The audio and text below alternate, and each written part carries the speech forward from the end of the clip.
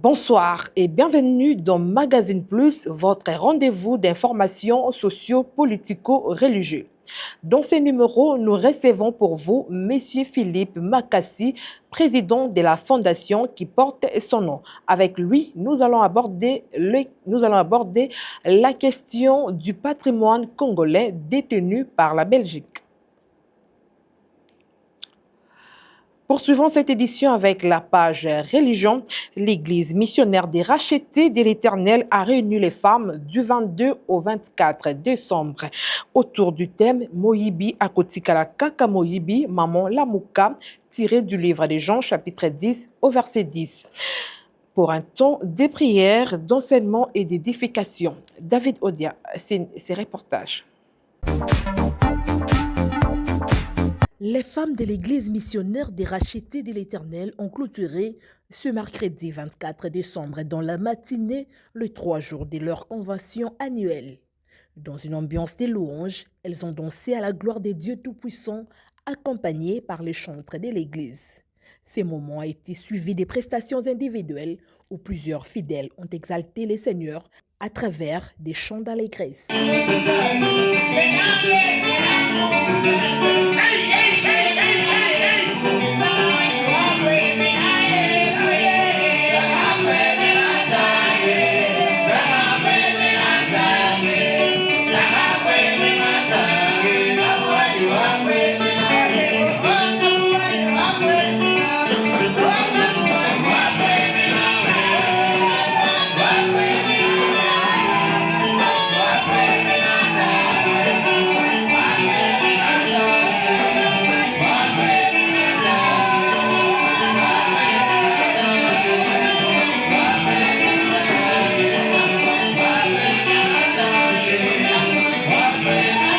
La modératrice a ensuite introduit l'oratrice du jour, la servante des dieux Nathalie, qui a prêché sur le thème Moyibi Akotikala Kaka Moyibi Maman Lamuka, tiré de Jean chapitre 10 au verset 10 et Exode chapitre 2 au verset 2 à 10. Ce message vise à éveiller la conscience des femmes en les exhortant à ne pas laisser de place aux voleurs, symbole de destruction dans leur foyer et dans l'éducation de leurs enfants. Amen. Amen. Sima, mukolo kopesa mwana bafuta kai bomu peba balobaki te muntu atungisa mama oyo tabatelaki mwana na ndako na ye likolo ya soda ata moko ekoma te bango basali su bauku te bavanda lese ndeko na nsima bana na yo okovanda lese nde heritage nzambe apesa biso satana yaka kokoma yango kovandela yango po ebite soki bana na bakei liboso ya kozala bien akosepela bandokeli bota babite to etufe to na bana na ye bana na baseki so bake na classe babaka première deuxième. Amen. Amen. Soki bake esika nyonso la mama félicitation ya mwana nayo vraiment ata koyemba yembaki kitoko ya ndenge mwana akomisa bamisene bayeba kitoko mpona aza na eloko ya nzambe na kati na ye esika nyonso azokoma aza na eloko na nzambe kasi satana yaka mpona kolongola yango atya eloko mosusu telema na mabondeli telema ndenge otelemama moïse alalaki pongi te akelaki kosenzela azobatela mwana na ye ti akokaki 3 mois yo batelesali mpona boye nzambe azoloba mbula moko eza mbila eza mbula moko yoso bateli bana esali mikolo boni oyo mobali akufi atiki nga na bana oyo nga nazosufri nazali bokoboko soki ekozala te nzambe ayebaki kotikala na bango mpo ye azali aza tata ya bana eti te aza mobali ya basi oyo bakufela mibali ndeko akozwa so ya bana wana okomona mwana asilisi ata azwi diplome te kasi azwi kosala malunga akomi kosala université wapi ye na kati ya kosala wana mpona ni nzambe azalaki na ye lungo okomona moto atangi asilisi azwi badiplome nyonso kasi azwaka kosala te ndeko jamais mwasi akokondima te mwana na ye akende kobeba mwana na ye akende kokufa satana akende konyonga mwana na ye te mwasi fo atelema mpo mwana na ye abika. À la fin de sa prédication, la servante Nathalie a dirigé un moment intense de prières et de déclarations prophétiques. Les mamans ont ensuite partagé leur expérience et l'impact spirituel de ces 3 jours de retraite. eloko ya mutuya oyo tokokoyebisa bana nzambe eza ke bana na nzambe balongwa na makambo ya pamba na bafikilité ya pamba bapusanaka liboso ya Nzambe mpona koyoka conseil kowuta na liloba na Nzambe. Le grand thème ezali moyibi akotikala kaka moyibi, mama lamuka. Donc c'est ça le grand thème. Retiré yango na mukanda ya Jean 10:10. Là où le Seigneur nous montre comment il est le bon berger. Oui, maintenant à l'intervention on a eu à montrer aux mamans comment bakomi ko telema, comment bakomi ko lamuka na losambo. Donc on a défini le voleur pas comme le dictionnaire le définit, on a défini le voleur lokola le diable, le Satan. Comme la Bible aussi nous dit que le voleur c'est l'ennemi, notre ennemi. L'ennemi à Bananzam, c'est le diable quoi. Cette convention s'est tenue au sein de l'église Émir, située au numéro 62 de l'avenue Ngassou, quartier 17 mai, dans la commune de Kimbanteke, non loin de l'arrêt quartier 3. Et enfin, pour terminer, l'église La Compassion Mongafula Habitat a organisé une grande soirée des gloires intitulée Réveille-toi. Un moment fort en adoration, prédication et visitation divine, avec comme orateur principal le pasteur Marcelo Tounassi. David Odia, c'est ses reportages. C'est dans une ambiance de louange et d'adoration qui s'est tenue la soirée des gloires Réveille-toi à la Compassion Mongafula Habitat, située sur l'avenue Kikwiti 2, numéro 7. Une rencontre marquée par la présence de nombreux fidèles et serviteurs de Dieu venus des quatre coins de la capitale. Les chanteurs ont agrémenté la soirée avec des cantiques puissants, créant une atmosphère de célébration qui a touché les trônes de Dieu.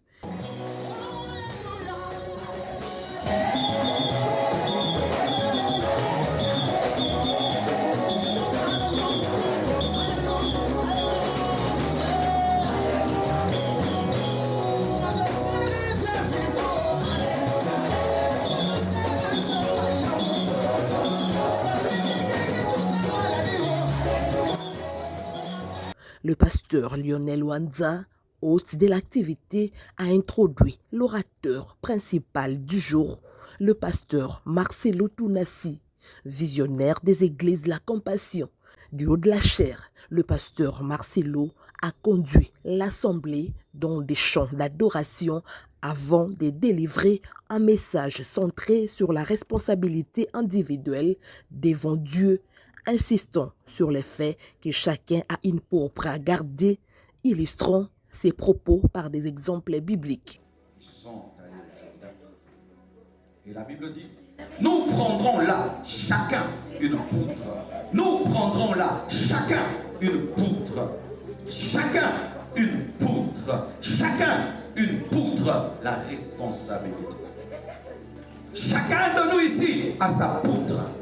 Chacun de nous ici a sa vie chrétienne. Chacun de nous ici a son appel. Chacun de nous ici a son ministère. Chacun de nous ici a sa communion avec Dieu. Chacun sa poutre. Quel est l'état de ta poutre? Quel est cet homme que tu es lorsque nous ne sommes pas là?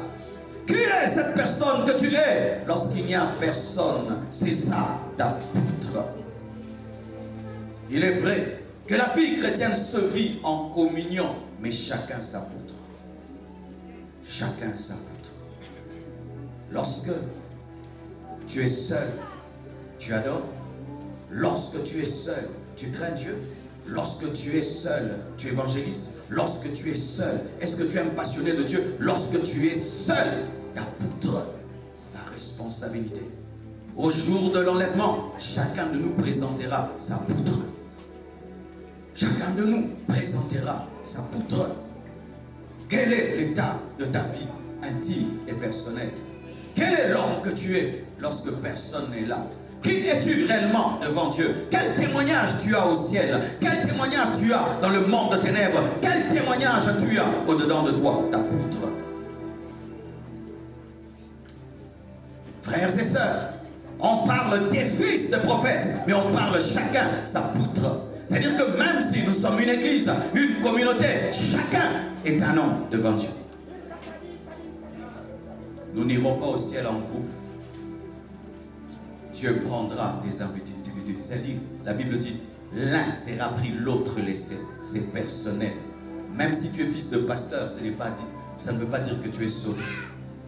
Même si tu côtoies des saints, ce n'est pas que tu es saint. Même si tu es dans une communauté qui prêche la sainteté, ce n'est pas que tu vis dans la sainteté. Quelle est ta poutre? Quelle est ta poutre? Nous prendrons chacun une poutre et nous y ferons un lieu d'habitation. Élisée répondit à aller. C'était des fils de prophètes. Et donc certains prophétisaient. Mais ils avaient la reconnaissance qu'au-dessus d'eux, Dieu avait établi un prophète majeur. Le respect de l'autorité.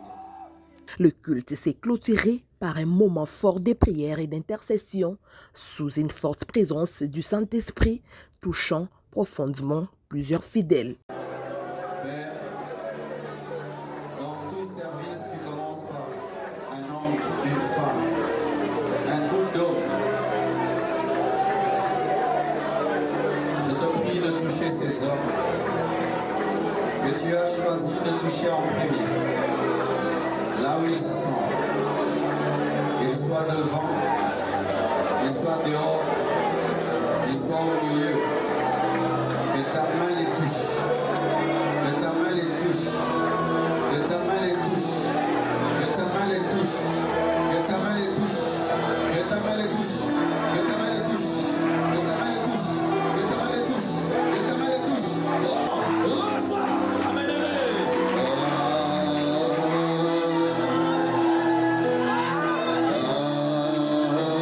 Que tu sois un homme, que tu sois une femme, Dieu ne touche pas que les femmes. Dieu ne touche pas que les femmes. Là où tu es,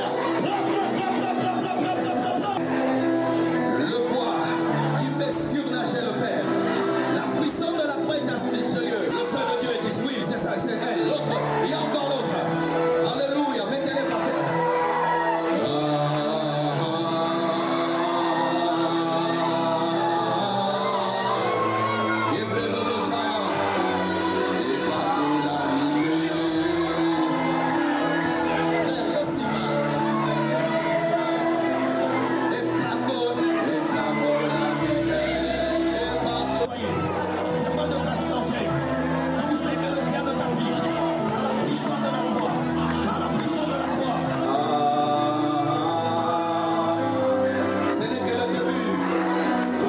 Comme je l'ai rappelé au début, nous avons reçu pour vous M. Philippe Makassi qui nous parle du patrimoine congolais détenu encore par la Belgique. Pour en parler, nous recevons pour vous M. Philippe Makassi, président de la fondation FOFIMA, estime qu'il n'y a pas eu remise et reprise officielle entre la Belgique et la RDC. Bonjour, M. Philippe Makassi. Bonjour, Madame la journaliste. J'espère que vous allez bien. Oui, je vais bien. Ce n'est pas la première fois de participer à ce numéro de Magazine Plus, je rappelle. Ouais. Monsieur Philippe Makassi est notre invité d'aujourd'hui qui va nous parler d'une manière officielle sur ces démarches entreprises pour les revendications du patrimoine congolais par la Belgique. 65 ans après l'indépendance, pourquoi revendiquer aujourd'hui les patrimoines congolais conservés en Belgique? Merci, Madame, pour la parole. 65 ans après l'indépendance, on aurait déjà, depuis 65 ans, aujourd'hui, on se serait pris en charge. On serait déjà vraiment autonome. On serait déjà en train de nous développer. Mais, hélas, Madame, vous conviendrez avec moi, faites l'observance, vous verrez que depuis 65 ans, notre pays n'avance pas. Et cela est dû à quoi? Après les analyses et les démarches faites, cela est dû parce que l'indépendance que les Belges nous ont accordée, oui, verbalement, ils ont prononcé des discours. Si vous allez au fond, le processus n'a pas atteint son apogée. Parce qu'il a fallu ce que la Belgique avait fait dans les pays, parce que c'est la Belgique qui a tracé les pays. C'est la Belgique qui a construit les pays. C'est la Belgique qui a administré les pays pendant tout ce temps qu'il est resté ici. Avant que la Belgique ne puisse décider de partir à cause de l'indépendance, il allait nous léguer notre pays. Ce pays-là n'est pas les étendues, ce sont les documents d'administration que la Belgique a travaillé avec avant pour que ça puisse nous éclairer, nous Congolais, de ce qu'ils ont fait, de ce qu'on devrait protéger et de ce qu'on devrait réaliser après eux. Comme il n'y a pas eu remise et reprise, nous avons perdu beaucoup de notre pays. Hein, on a perdu beaucoup de choses qu'on ne comprend pas parce qu'on n'a pas été éclairé.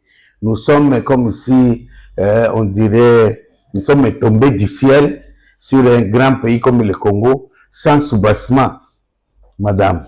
Hein, c'est pourquoi aujourd'hui, ça fait quand même mal au cœur quand on voit que notre pays, compte tenu de sa potentialité, compte tenu de sa démographie, compte tenu de sa richesse, de tout ce que nous sommes, même l'intellectuel, nous sommes vraiment, nous avons une grande potentialité, mais le pays n'avance pas. Pourquoi? Hein? Alors, il y a quelque chose qu'on devrait nous donner, qui devrait nous aider comme un canevas pour poursuivre l'acte que les Belges ont commencé dans notre pays.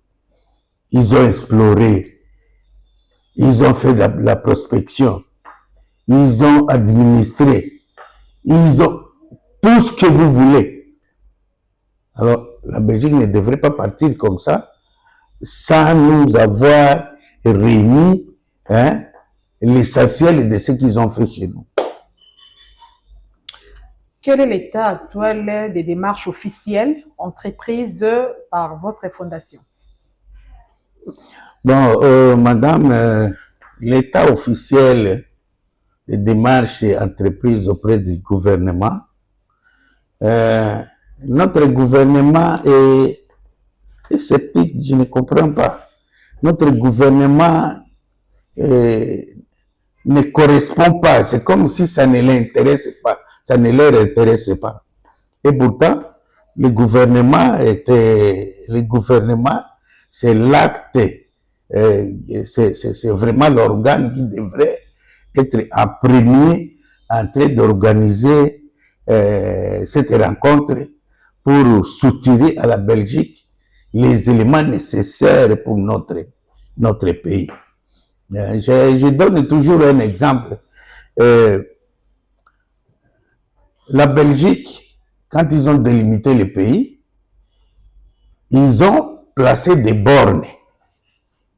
Alors ces bornes devraient être les jours de la remise et reprise, faire l'objet de la remise et reprise. Un des éléments de la remise et reprise le plus important.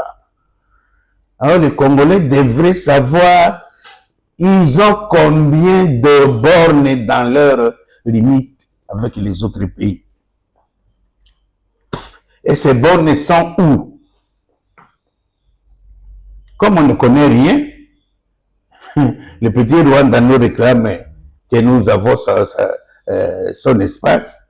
L'Angola nous réclame que nous avons son espace. L'Ouganda nous réclame que nous avons son espace. Parce que nous-mêmes, on ne connaît pas nos limites telles que ça a été tracé par les Belges. Donc, vous revendiquez les objets, les documents officiels que la Belgique n'a pas remis à la RDC lors de l'indépendance. Exactement, madame, c'est ça.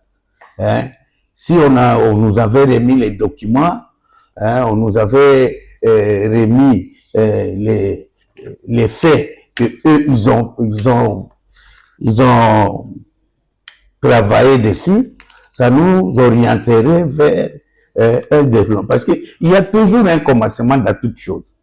Le commencement du Congo vient de la colonisation de Belges. Ce sont eux qui ont commencé le Congo. Avant de partir, il fallait nous léguer, nous maintenant, nous Congolais, notre Congo. Mais ce qu'ils n'ont pas fait. Ce qu'ils n'ont pas fait. Alors comment nous on peut avancer alors qu'on n'a pas la base, le départ de notre pays. D'une manière officielle, la Belgique avait remis la don de Lumumba, mais comment revendiquez-vous encore les patrimoines congolais? Parce que vous parlez des bornes, des limites entre le pays frontalier et la RDC.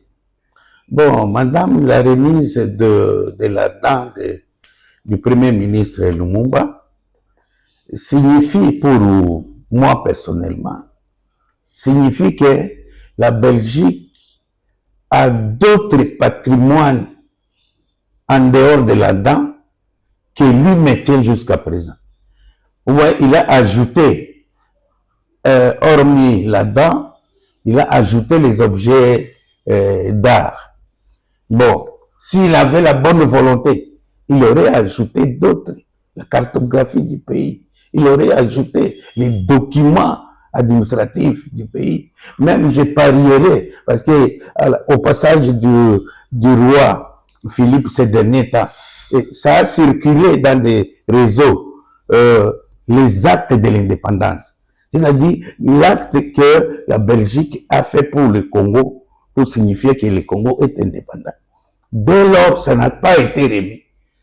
On venait de le voir tout de suite ici, avec la gestion du président Tshisekedi. Hein? Ce n'est que cet extrait des documents-là, hein? Extrait que la Belgique a signé pour l'indépendance du Congo. Et depuis tout ce temps, pourquoi on ne nous a pas remis officiellement?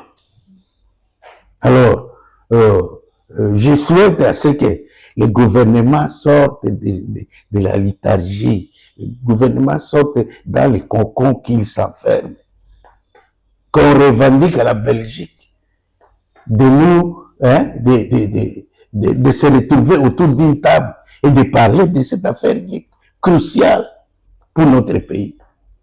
Sinon, hein, nous resterons toujours croupis derrière les autres parce qu'on n'est pas éclairé. Vous avez eu à introduire les lettres dans le gouvernement congolais comme dans le gouvernement belge, Oui. jusqu'à avoir l'accusé des réceptions. Pour vous, quel rôle devrait jouer le gouvernement congolais dans ces combats? Parce que vous êtes congolais. Oui, madame, en dépit de plusieurs démarches effectuées auprès de notre gouvernement, je venais d'élaborer un document. Et dans ce document, j'ai voulu que ce soit conjoint. Parce que je n'ai pas voulu séparer que le gouvernement congolais et le gouvernement belge puissent se dire que non, il s'est adressé, il a omis de nous remettre. Non, les documents que j'ai élaborés ces derniers temps, ça concernait, j'ai expédié au gouvernement congolais et j'ai expédié au gouvernement belge. Au contraire, pour le gouvernement belge, le premier ministre belge m'a accusé réception du document.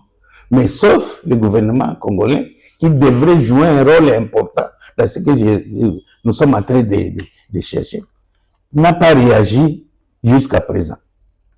Donc vous sollicitez, soit vous demandez la réponse du gouvernement congolais, parce que le gouvernement belge vous a déjà répondu. Bon, notre gouvernement, oui, je demande leur implication. Okay. Je demande leur implication dans les dossiers. Parce que je ne peux pas seul revendiquer le patrimoine national. C'est une affaire nationale. Ce n'est pas pour un individu. Et c'est pour le bien de tous les Congolais. Toutes tendances confondues. Des politiciens de l'opposition, des politiciens du pouvoir. Tout le monde doit en tirer profit. Ça nous concerne. C'est pourquoi j'en demande, j'en appelle au gouvernement de s'impliquer. Et ça ne demande que leur volonté. Ça ne demande que la bonne volonté. Parce que pour s'impliquer dans cette affaire, il suffit de constituer une délégation parlementaire. Une délégation parlementaire. Ce n'est pas l'argent qui manque au gouvernement pour soutenir une délégation qui va aller rencontrer la Belgique. Ce n'est pas l'argent qui manque. Et ce n'est pas l'argent d'une personne, c'est l'argent du pays. On choisit quelques députés nationaux, quelques sénateurs et avec d'autres observateurs. Ils vont voir la Belgique pour qu'on se détermine qu'est-ce que la Belgique devrait nous donner avant son départ. Vous avez reçu une réponse favorable de la part des autorités belges, parce que vous dites le gouvernement congolais, jusqu'à aujourd'hui, le gouvernement congolais ne vous a pas encore répondu. De la part de la Belgique, le gouvernement belge vous a répondu.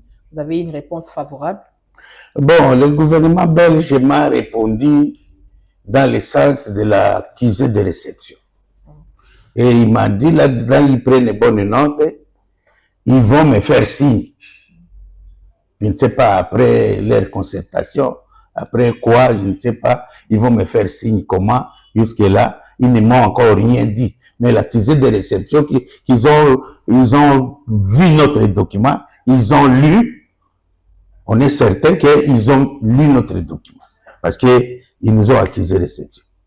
Donc, vous attendez une suite favorable de la part du gouvernement congolais. Jusqu'à aujourd'hui, ne vous a pas répondu au moment où les lettres sont introduites dans les parlements, dans la présidence, à la primature, oui, et dans les différents ministères. Oui, c'est ce que j'attends. J'attends que le gouvernement puisse vouloir s'impliquer dans ces dossiers. Madame, vous verrez ce que nous traversons aujourd'hui. Je voudrais faire appel aussi aux vaillants prophètes de la divinité. Parce que jusque-là, les prophètes n'ont même pas encore découvert qui est vraiment à la base de la souffrance congolaise. C'est inconcevable. Qui est à la base des souffrances congolaises? C'est la Belgique. C'est la Belgique qui va nous relever de ces malheurs. C'est la Belgique. Si la Belgique nous remet, si on se retrouve autour d'une table avec la Belgique, ce qu'on aura récolté de la Belgique, ça va faire de ces pays le véritable paradis que Dieu a voulu. Donc, si je comprends bien, il y a la Belgique, à l'époque coloniale, a pillé les ressources, soit le patrimoine congolais, on peut dire ça comme ça. Bon, madame... Soit peut-on parler d'un pillage structuré du patrimoine congolais à l'époque coloniale? Madame, je ne voudrais pas parler de piller parce que c'était leur temps.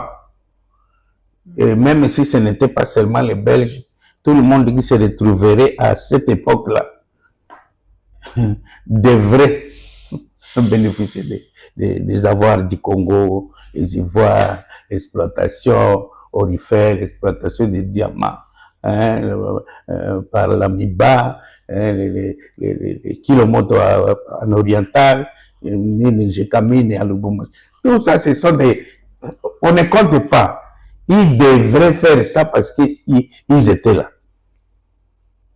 Ils devraient faire ça. Quelles seraient les conséquences symboliques et politiques d'un retour officiel du patrimoine congolais? Si aujourd'hui la Belgique décide de vous répondre favorablement et le gouvernement congolais, quelles seraient alors les conséquences symboliques et politiques d'un retour officiel? Bon, les conséquences symboliques et officielles seraient, selon moi, si ça ne dépendait que de moi, que ce 30 juin 2026, ça fera 66 ans. Oui. 30 juin oui. 2026. Mais qu'on mette quand même effet à cette affaire-ci, c'était bon. J'aurais souhaité que le 30 juin 2026, que ce soit le 30 historique, symbolique, où la Belgique les Congos auront à échanger ce que la Belgique devait au Congo et que les Congolais recevraient ça officiellement le jour de l'indépendance du 2026. Vous souhaiterez que ces patrimoines soient remis le jour de l'indépendance de la RDC, c'est-à-dire le 30 juin 2026. Oui. Là, ça sera 66 ans après l'indépendance de la RDC. Oui. La Belgique remet les patrimoines officiels de la RDC détenus. Oui, oui, c'est ce que moi je souhaite. Mais avec le climat politique actuel, pensez-vous que ça sera possible, cette activité, ou soit ça sera d'une manière officielle avec le climat politique qui traverse la RDC? Madame, bon, vous voyez, même si le pays est dans un déséquilibre, mais ça n'empêche pas de démarcher. Si les démarches... Avec l'insécurité à l'Est. Ah oui. Mais le président a été quand même aux États-Unis, signé des accords aux États-Unis, alors que la guerre est là. Il va en Asie, il va un peu partout. Qu'est-ce qui empêcherait qu'on aille en Belgique, même si il y a la guerre? Est-ce que le peuple congolais est conscient de vos démarches? Ils seront conscients. Qu'est-ce que le jeune peut faire? Le jeune congolais, je parle des jeunes congolais. Qu'est-ce que la jeunesse congolaise peut faire pour vous aider, ou soit peut faire pour que le patrimoine congolais soit remis d'une manière officielle par la Belgique? Bon, madame, je ne voudrais pas anticiper les choses.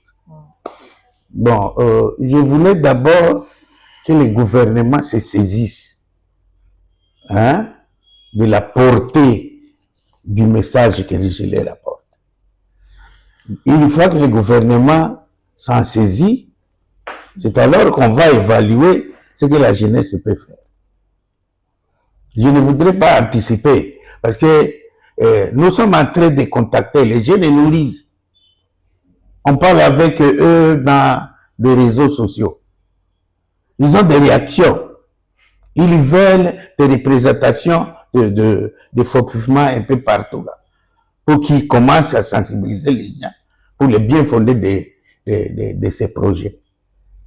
Alors, on ne peut pas en parler de ça maintenant, puisque l'essentiel, même si toute la population acceptait les projets, ça ne peut pas passer sans le gouvernement.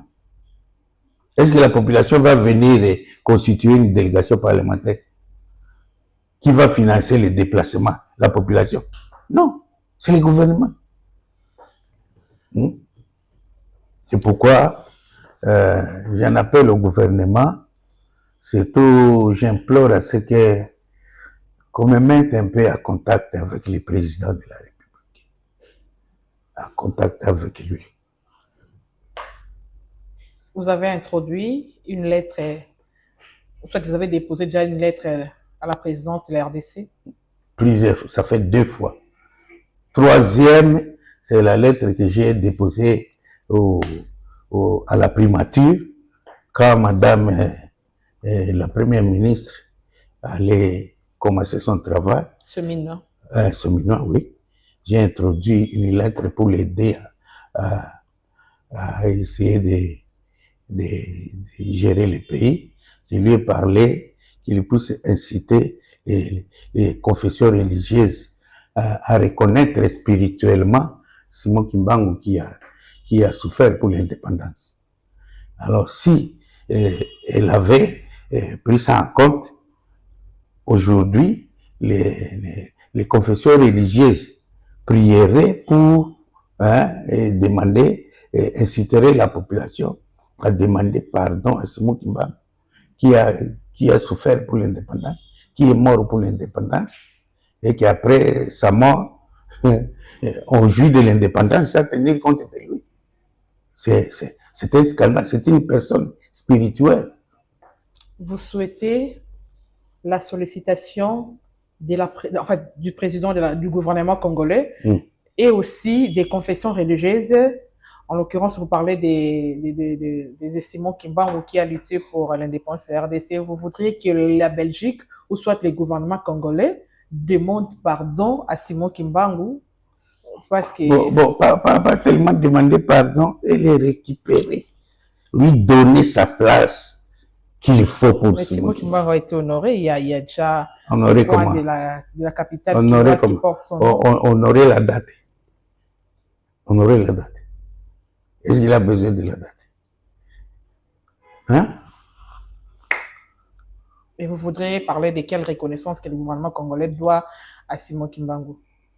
Pour soit vrai à Simon Kimbangu. Mais personnellement, j'aurais souhaité que Simon Kimbangu, par l'entremise du gouvernement, soit reconnu comme un héros, le premier héros national. De la même manière, Lumumba, qu'on a reconnu Lumumba. Lumumba, oui, Lumumba, c'est un héros. Hein? Mais Lumumba n'est pas entré en prison comme Simon Kimbangu. Simon, qui a fait 30 ans en prison et il n'en est pas sorti. Il est mort en prison pour l'indépendance du pays.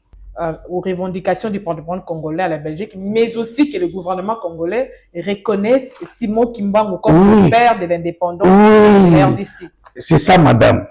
C'est ça. C'est comme si on a une malédiction.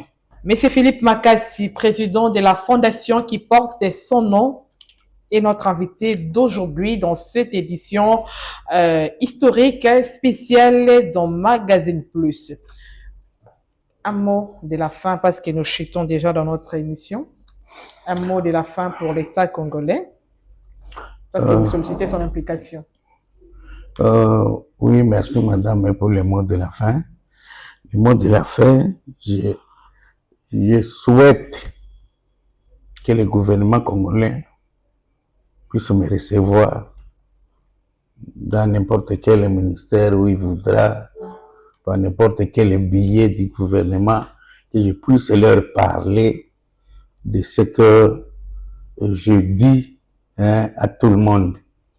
Alors, quand ils m'auront reçu, ce serait maintenant à eux de décider sur le sort du pays. Vous voyez, madame, il fut un moment là où les enfants d'Israël, ils étaient menacés par un guerrier qui s'appelait Goliath. Vous vous souvenez de l'histoire? Alors, Goliath a semé la terreur dans tous les pays. Comme nous aujourd'hui. La terreur dans tous les pays. Et aucun général ne pouvait affronter un ami. Goliath. Et ça faisait la fièvre, le stress dans tous les pays. Mais Dieu a suscité un petit garçon pour aller libérer l'Israël. Et dans le cas de la RDC, Dieu vous a suscité pour libérer le peuple congolais. S'il m'écoute, on sera libéré au nom de Dieu. Merci de nous avoir suivis et merci à notre invité, M. Philippe Makassi, pour ses éclairages et pour ses analyses. Ainsi s'achève cette édition. Merci de nous avoir suivis.